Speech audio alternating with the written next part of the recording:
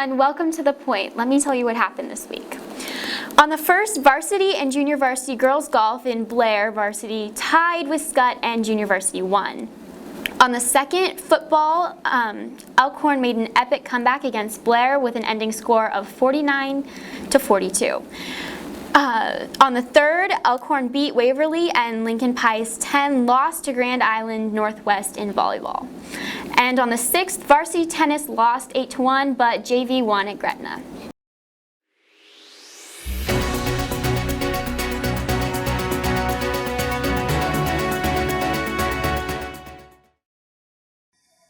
Hi everyone, it's Trevi Ray reporting for The Point. Caffeine is a high school staple, aiding us in late night study sessions and keeping us awake in class. But how much is too much? According to Livestrong.com, 300 milligrams, or roughly 3 Red Bulls, is too much. If you were to consume more than 400 milligrams a day, that would classify as an addiction. Caffeine addictions include increased heart rate, anxiety, muscular tremors, and insomnia. Caffeine directly links to lack of sleep, which is dangerous in teenagers, especially when it comes to depression. That's it.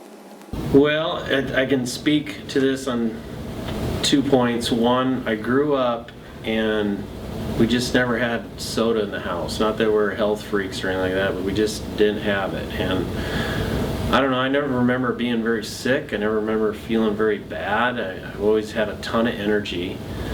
And then later on in life, I was getting my master's degree and they brought in a speaker, a physical therapist, and she talked at length about the power of water versus caffeine, and I was sold. She said that, you know, your brain's made up of, and I'm trying to remember, she said like 70% water or something like that. And she explained that she believed that caffeine dehydrates the body, dehydrates the brain, and thus you don't think quite as well. And I have often thought about, you know, and I like a good glass of soda every now and again, how I feel afterwards. And I feel kind of, I get a little spike, and then I feel a little off. I feel jittery, I'm not thinking quite as clear.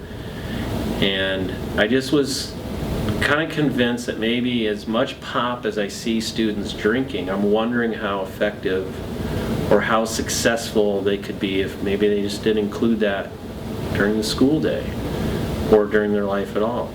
Or if they are, do it in moderation. I've had a lot of students kind of turn over and they drink water, and it's not like they're just skipping down the hallways saying how great they feel, but you know what? They don't feel bad. And they kind of like giving it up, all the sugar, all the caffeine. So that's where I've kind of put it in there.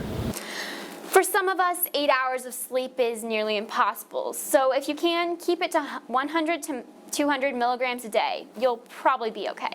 Probably.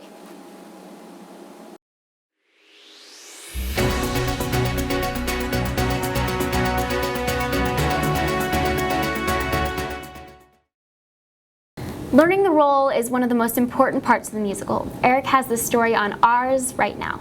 Hi, I'm Eric Bottom. This year's musical is Guys and Dolls. In the musical, there are a couple accents that the characters have to use.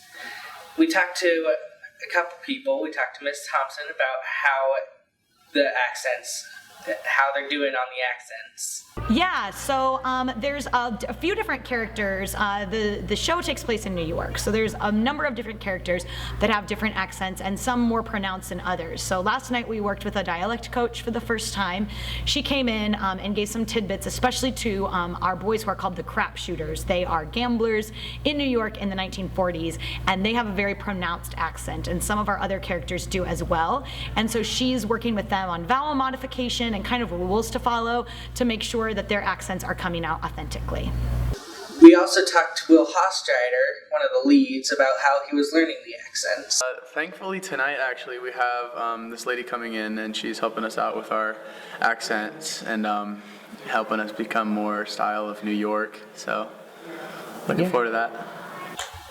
We also talked to the vocal coach about the most difficult parts of doing accents.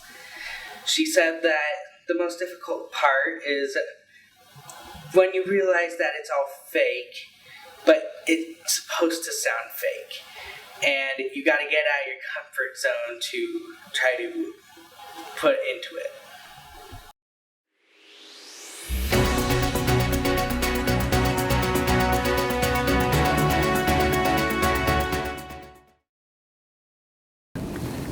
All right, everyone, we'll be back Tuesday. Thank you so much for watching and have a great weekend.